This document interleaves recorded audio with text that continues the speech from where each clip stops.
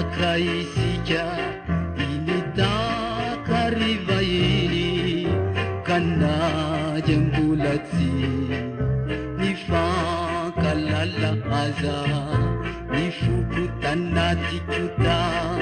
tetarukuni tebupiti fanifai takuana kenanaya aisati nipika nananana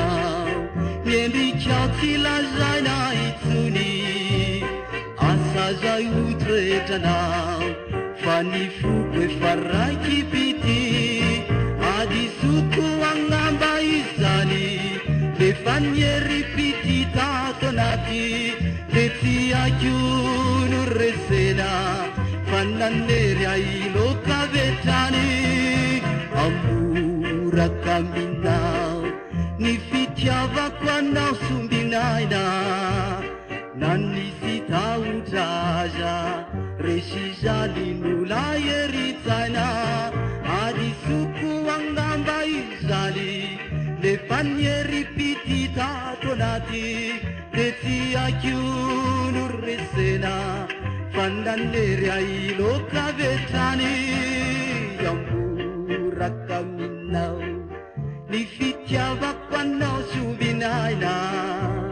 Nanisita utaza Reshizani nulayeritana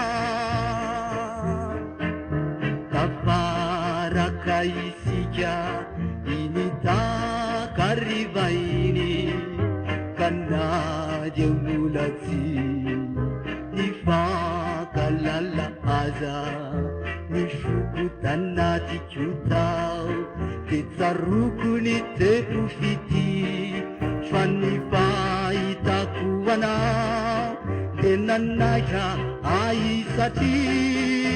Nipika nanananau Nenri chautila zaina itsuni Asa zai utretanau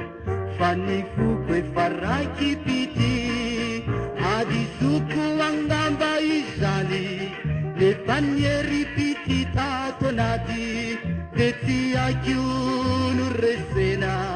Fandaneri ailo kavetani Yambu rakaminau Nifityava kwanau sumbinaina Nanisita utaza